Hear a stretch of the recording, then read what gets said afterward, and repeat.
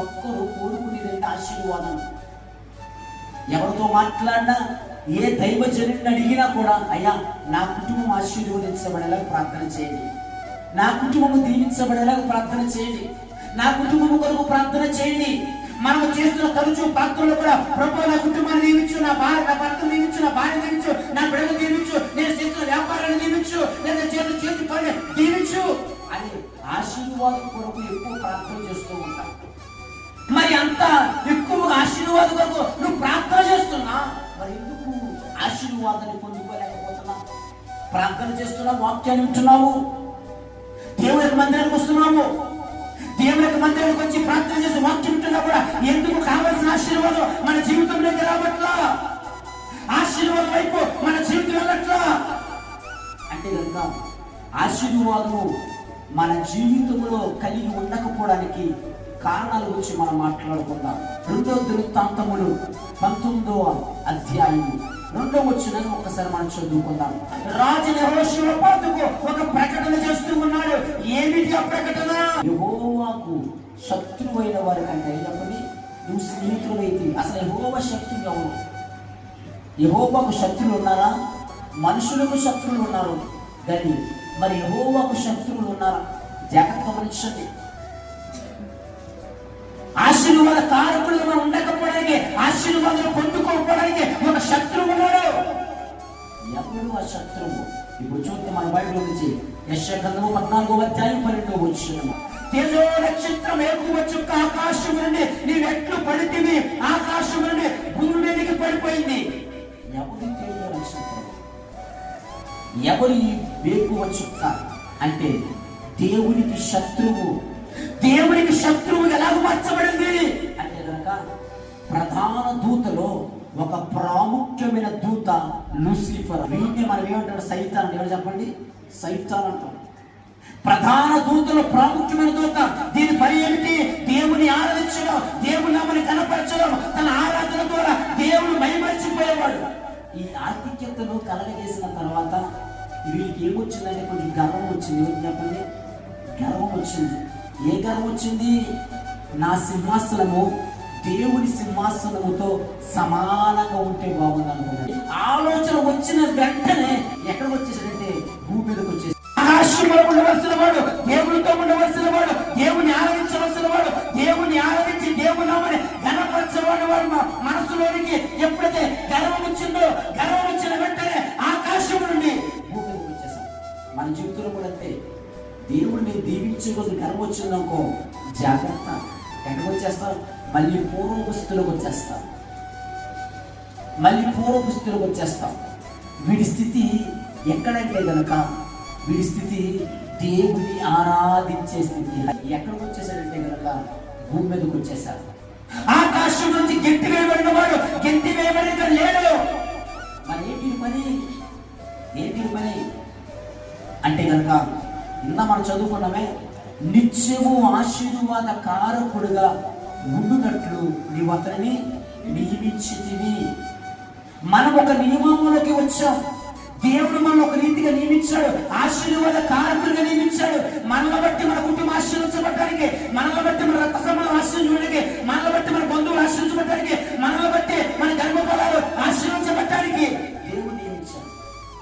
ఇప్పుడు కుటుంబం ఆశ్రయించబడకపోవడానికి, గర్భఫలాలు ఆశ్రయించబడకపోవడానికి, రక్త సంబంధం ఆశ్రయించబడకపోవడానికి కారణం ఏమిటి అంటే కనుక ఆకాశం నుంచి పడిన వాడు ఏం చేస్తున్నాడంటే కనుక ఆశీర్వదించబడకుండా కొన్ని పద్ధతులు మనలోకి తీసుకొస్తున్నాడు. నువ్వు ఆశీర్వదించబడడానికి ఇష్టం లేకుండా, నువ్వు దీవించబడడానికి ఇష్టం లేకుండా కొన్ని పద్ధతులు. ఆ పద్ధతి ఏమిటి? మొట్టమొదటి పద్ధతి ఏమిటి?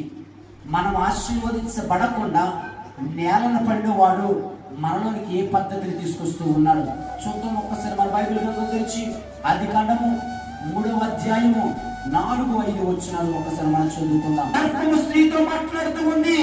ఈ స్త్రీ ఎక్కడ ఉంది? ఈ సర్పం ఎక్కడ ఉంది అంటే కనుక ప్రారంభ పుస్తకమైన ఆదికాండములో ఏదెని తోటలో దేవుడు స్త్రీని పురుషుణ్ణి నిర్మించి ఉంచాడు. ఏదెని తోటను దేవుడు చేశాడు. ఈ తోట ఎలా ఉందంటే రమ్యంగా ఉంది, అందంగా ఉంది, చూడముచ్చటగా ఉంది. ఈ చూడముచ్చటగా ఉన్న తోటలోనికి దేవుడు ఇద్దరు వ్యక్తులు ఏర్పాటు చేశాడు. మొట్టమొదటి ఎవరినంటే మగవాణ్ణిగా దేవుడు చేశాడు. హల్లెలూయా, హల్లెలూయా. ఆ మగవాని యొక్క పక్కటి వెంకును తీసి స్త్రీగా చేశాడు. చేసి ఆయన ఏమన్నాడంటే, ఈ తోటలో మీరేం చేస్తారంటే విస్తరించండి, ఈ తోటలో తిరగండి, మీ ఇష్టం, ఈ తోట ప్రతి పండును తినండి, కాకపోతే ఆ మధ్యలో ఉన్న పండును మాత్రం మీరు తినద్దు, ఈ మధ్యలో పండును తినద్దు, ఈ పండును తిన్న మనుషులు మీరు చచ్చెదరు అని దేవుడు వారికి చెప్పాడు. వీరిద్దరూ కూడా ఎంతో సంతోషముతో ఆనందంతో జీవిస్తూ ఉన్నారు, ఎంతో ఆనందముతో. గమనించండి, నీ ఆత్మీయ జీవితంలోనికి, నీ భక్తి జీవితంలోనికి, నీ ప్రార్థనా జీవితంలోనికి వేరే వ్యక్తి యొక్క ఆలోచన రానంత సేపు కూడా నీ భక్తి జీవితం సంతోషంగా ఉండదు.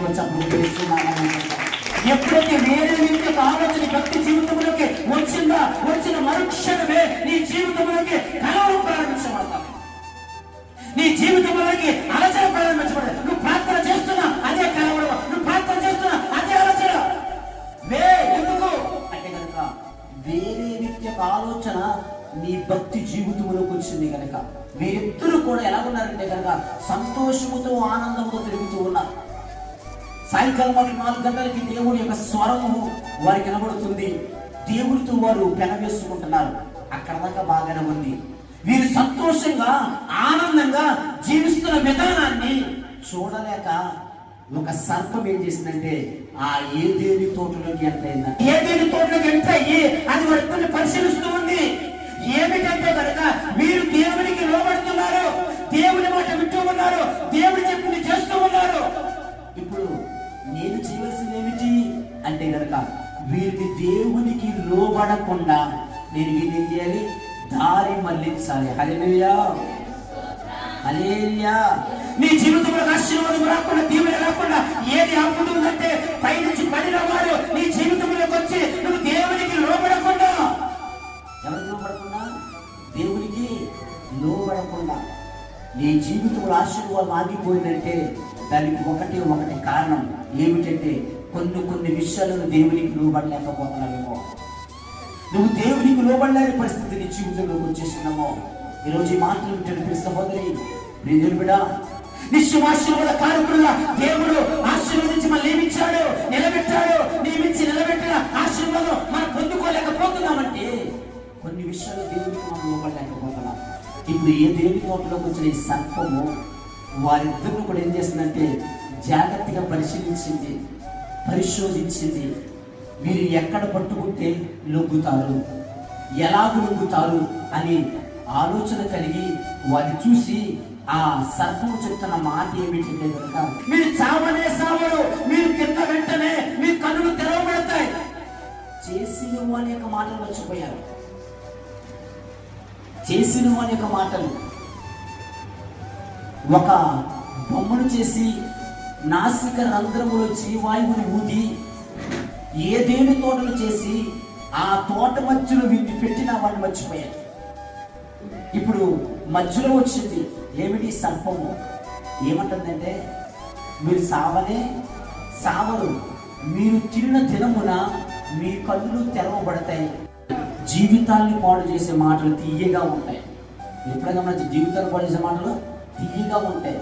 బ్రతుకుని నిలబెట్టే మాటలు గుండెల్లో గుచ్చుతూ ఉంటాయి. హల్లెలూయా.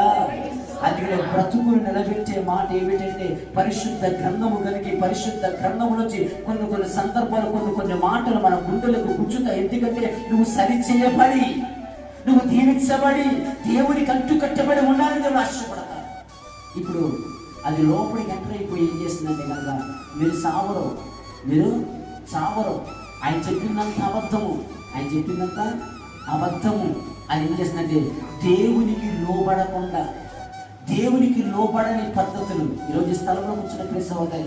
చాలా మంది మధ్యలో ఒక కూర్చును, నేను ఎంతగా ప్రార్థన చేస్తూ ఉన్నాను, నేను ఎంతగా దేవుని ఆరాధిస్తున్నాను, నేను ఎంతగా దేవుని గణపరుస్తూ ఉన్నాను, ఆయన కొరకు ఉపవాసం ఉంటున్నాను, అన్ని చేస్తున్నాను, ఎందుకు దేవుని రావట్లా అంటే కనుక నువ్వు ఎన్ని చేసినా ఎన్ని చేయకపోయినా నువ్వు దేవునికి లోబడకపోతే దీవెన ఆగిపోతావు.